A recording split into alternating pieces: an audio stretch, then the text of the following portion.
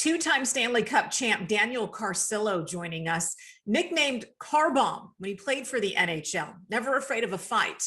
Daniel, was it one particular game or perhaps one violent blow that made you realize something was wrong? I think it was just an accumulation of the hits. I was in over 164 fights. My job was to get as many hits a game as possible, take the will of the opponent away to play. And over time, those hits added up, both the concussive and the subconcussive. And after 7 diagnosed concussions and at the age of 30, I really just had to make a decision and walk away. Daniel, in dealing with traumatic brain injury, describe to me what your rock bottom was like.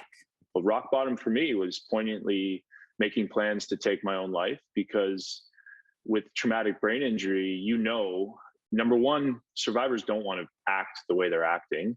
And number two, you can kind of get a sense that people don't want to be around you. And I was getting that sense, and I just didn't want my 3 young kids to see me that way and them learning how to live by looking at me. So I just thought it'd be best to unburden my family.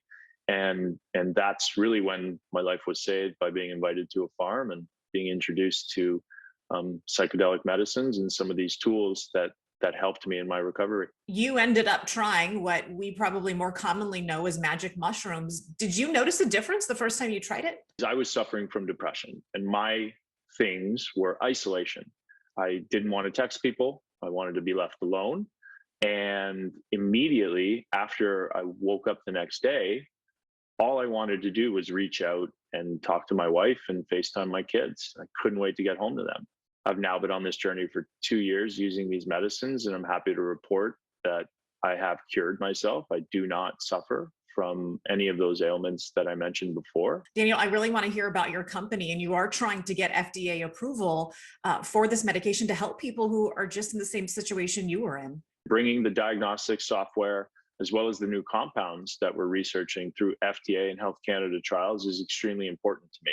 So they're validated through science and then validated through these regulatory approval processes. And so at Wesana, we're just trying to create a community where we can all feel supported and then share these holistic treatment modalities that are looking to really improve people's quality of life.